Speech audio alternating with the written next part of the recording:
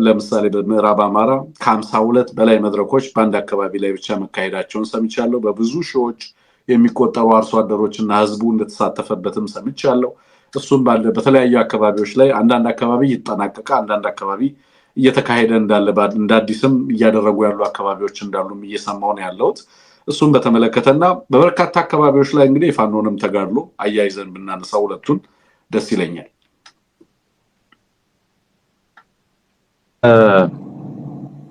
የፋኖ መድረኮች ቀጥለዋል፣ የህዝብ መድረኮች ቀጥለዋል።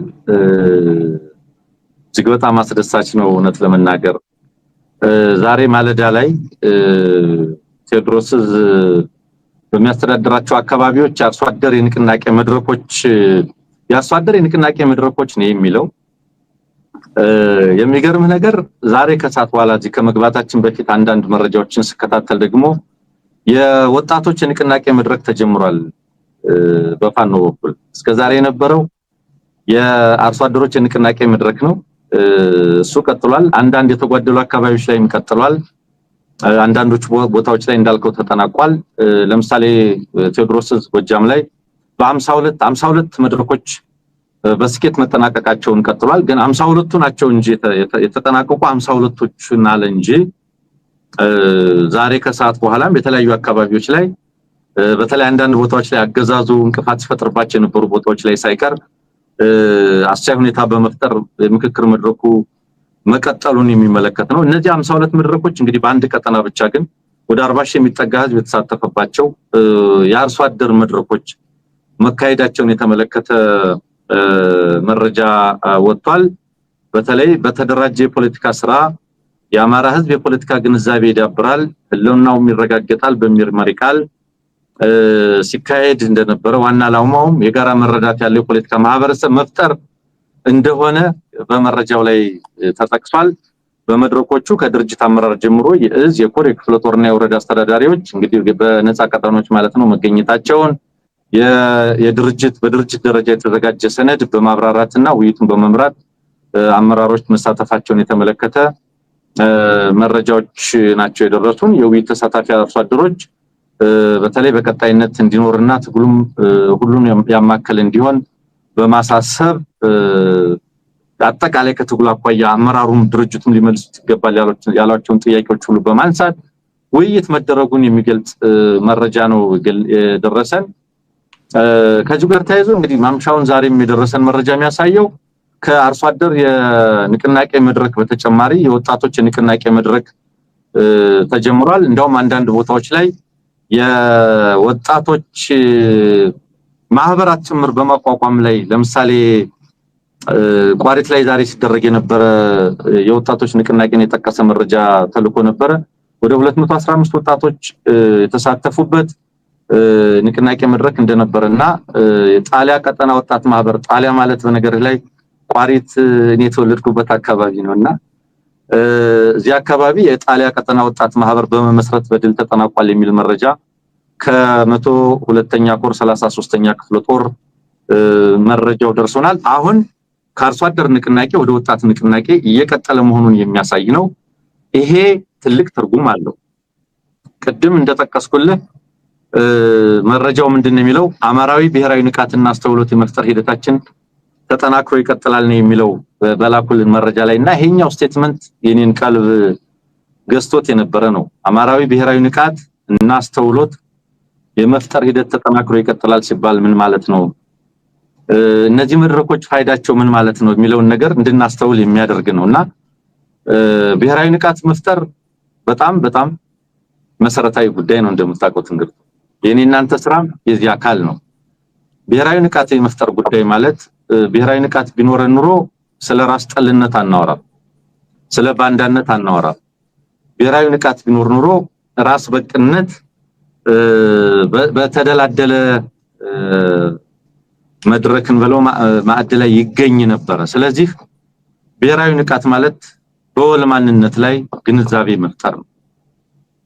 ይሄ ማንነታዊ ንቃት እና ፖለቲካዊ ንቃት ማንነታዊ ንቃት እና ፖለቲካዊ ንቃት political consciousness and national consciousness እጅግ በጣም መሰረታዊ ጉዳዮች ናቸው። እነዚህ መድረኮች እንደ ሚዲያው እንግዲህ በኮሙኒኬሽን ውስጥ እኛ እንደ ኮሙኒኬሽን ስንማር የዚህ የፌስ ቱ ፌስ ኢንተርፐርሰናል ኮሙኒኬሽን አንደኛው የህብረተሰብ ለውጥ ኤጀንቶች ወይም ኤጀንሲስ የሚሰሩት ስራ ነውና በፌስ ቱ ፌስ ወይም በአዳራሽ ውይይት በሚዲያ በተለያዩ ቱልስ በህትመቶች በምኖች የግንዛቤ መፍጠር ስራዎች በስፋት ይከናወናሉና ከዚያ አኳያ የፖለቲካ ንቃት የመፍጠር ስራዎች የማንነታዊ ንቃት የአማራዊ ብሔራዊ ንቃት የመፍጠር ስራዎች እጅግ በጣም ወሳኝ ጉዳዮች ናቸው። አማራዊ ንቃት ቢኖር ኖሮ ምን ማለት ነው? ብሔራዊ ንቃት ማንነታዊ ንቃት ስለራስ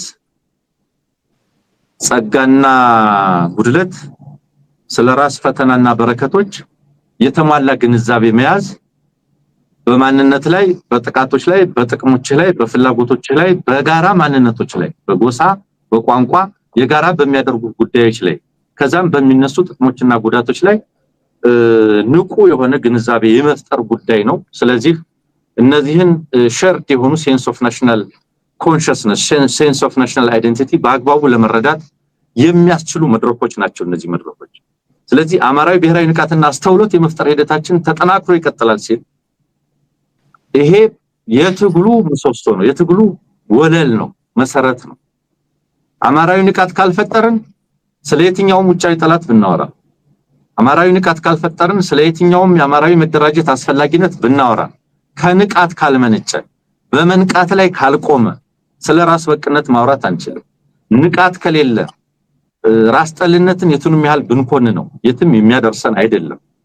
ስለዚህ ይሄ ብሔራዊ ንቃት የመፍጠር ጉዳይ በተለይ ደግሞ ፖለቲካዊ ንቃት እንደ ማንነታዊ ንቃት ፖለቲካዊ ንቃት ማለት ምን ማለት ነው? የሀገሪቱን የራስህን የአካባቢህን ፖለቲካዊ ኢኮኖሚያዊ ማህበራዊ ጉዳዮች በውል መገንዘብ መረዳት ጥቅምና ጉዳትህን ማወቅ በመንግስትን በነገር ላይ አንድ ጽሁፍ ታነብ ምንድነው የሚለው ፖለቲካል ኮንሽስነስ ማለት ፖለቲካዊ ንቃት መፍጠር ማለት በመንግስትና በፖሊሲዎቹ እንዲሁም በዜጎች መካከል ያለ ድልድይ ነው።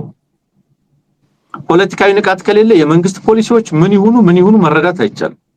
ፍላጎቱን ኢንቴንሽኑን አካሄዱን መረዳት አይቻልም ፖለቲካዊ ንቃት ከሌለ ማንነታዊ ንቃት ከሌለ። ስለዚህ ዛሬ የምንደርቀውን እናንተ ሌሎችም ወንድሞቻችን በተለያዩ ሚዲያዎች የምንደርቀው አማራ የጥቃት ማዕከል ተደርጓል ስንል አልተደረገም የሚሉ ሌሎች ደግሞ እንመለከታለን። የጥቃት ማዕከል ተደርጓል ማለት ፖለቲካል ኮንሽስነስ ሲኖርህ የማንነት የአይደንቲቲ ኮንሽስነስ ሲኖርህ ስለማንነትህ ማን ምን እያሰበ እንደሆነ ከማንነት አኳያ ከምትጋራው ማንነታዊ ሁኔታዎች አውዶች አኳያ ነገሮች በምን ሁኔታ እየተፈጸሙ እንደሆነ ከመረዳት አኳያ ስታየው ጉዳትህንና ጥቅምህን ለመረዳት ትችላለህ። የማንነት ንቃት የሌለው ማንነታዊ ጥቃቶችን ሊረዳ አይችልም፣ ማንነታዊ ጥቅሞችንም ሊረዳ አይችልም። ፖለቲካዊ ንቃት የሌለው ፖለቲካዊ ደባዎችንም ፖለቲካዊ ጥቃቶችንም ሊገነዘባቸው አይችልም። የትኛው የፖለቲካ ፖሊሲ የትኛው ኢኮኖሚያዊ ፖሊሲ የትኛው ማህበራዊ ፖሊሲ በምን መልኩ እሱን ያጠቃዋል እሱን ይጠቅማል የሚለውን ነገር ሊገነዘብ አይችልም ያ ንቃት ከሌለ። ስለዚህ እነዚህ መድረኮች እሱን ከማድረግ አኳያ እውነት ለመናገር እጅግ በጣም ጠቃሚ ናቸው። በአንድ ቀጠና እስከ ዛሬ ድረስ ባሉት ቀናት ወደ 40,000 ሰው ተሳትፎ ከሆነ በአራቱ ቀጠና ከ100 ምናምን ሺህ ሰው በላይ ማለት ነው። ፕላስ አሁንም የወጣቶች ንቅናቄ ቀጥሏል።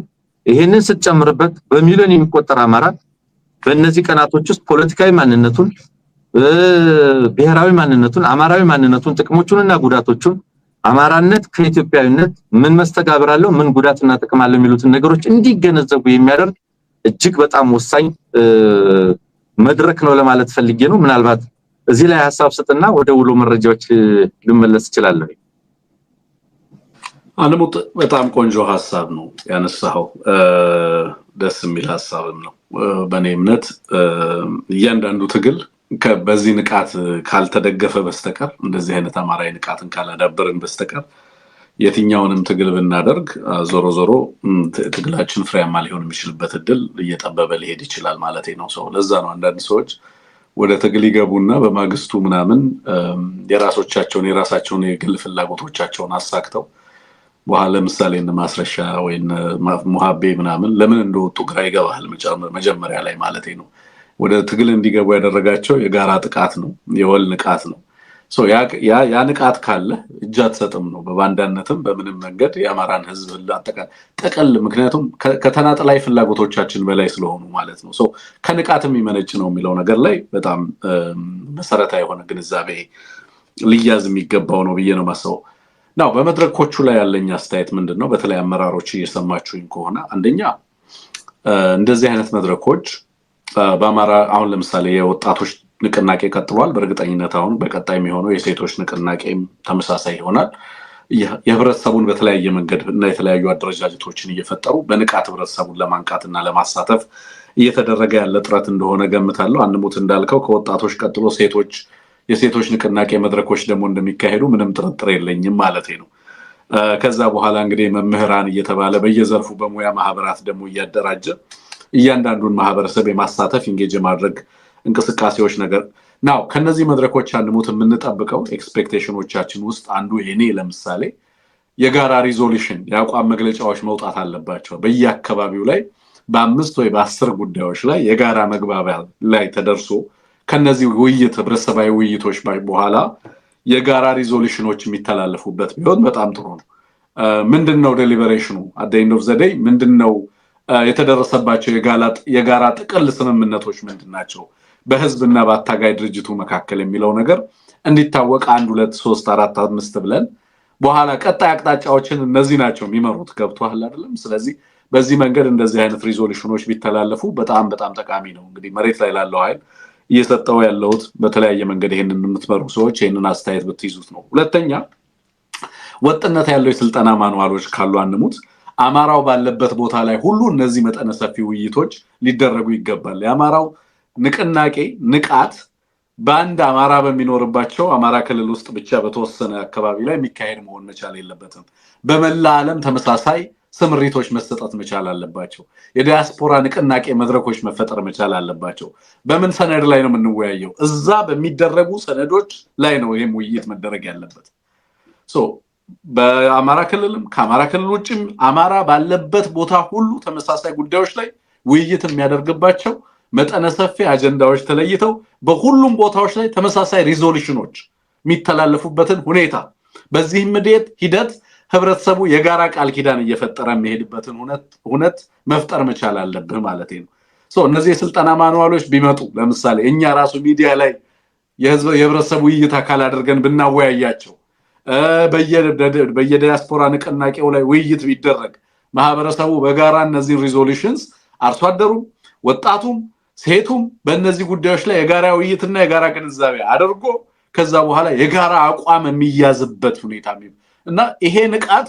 እንዳልኩ በተወሰነ አካባቢ በሆነ ጂኦግራፊክ ኤሪያ ላይ ብቻ ላለው ማህበረሰብ ብቻ ሳይሆን አማራው ባለበት ሁሉ ሊሰጥ የሚገባ መሆኑን በዚህ አጋጣሚ ለማንሳት ነው በየወረዳዎቹ በየቀበሌዎቹ የሚሰጡ ስልጠናዎች የሚደረጉ ውይይቶች ወጥነት ባለው ሰነድ ላይ ተመረኮዙ ሆነው ከዛ ደግሞ ድንበር ተሻጋሪ አማራው ባለበት ቦታ ሁሉ የሚደረጉ የሚዲያው ዲስኮርስ አካል መሆን አለባቸው የዩኒቨርሲቲዎች የትምህርት ተቋማቶች ውስጥ ነፃ በሆኑ አካባቢዎች ላይ ውይይት በሚካሄድባቸው አካባቢዎች ላይ በሁሉም ዘርፍ እነዚህ ሰነዶች ተዘጋጅተው ለሁሉም ህዝብ መውረድ ያለባቸው መስሎ ስለሚሰማኝ ነው በዛ ረገድ አቅጣጫ ቢቀመጥበትና ቢሰራበት ደግሞ የበለጠ ውጤት እናያለን ብዬ ስላሰብኩኝ ነው አንሙት ከዛ ውጪ ያነሳቸው ነገሮች ላይ ሙሉ ስማማባቸው ናቸው ወደ ቀጣዩ ጉዳይ እንለፍ ከዚህ የፋኖ የለታዊ ውሎን በተመለከተ ነው አንሙት መረጃ የምናጋራው ምን አዳዲስ ነገሮች አሉ በባህር ዳር 10 ኪሎ ሜትር ርቀት ላይ እንደዚህ ውጊያ ሲደረግ እንደነበረ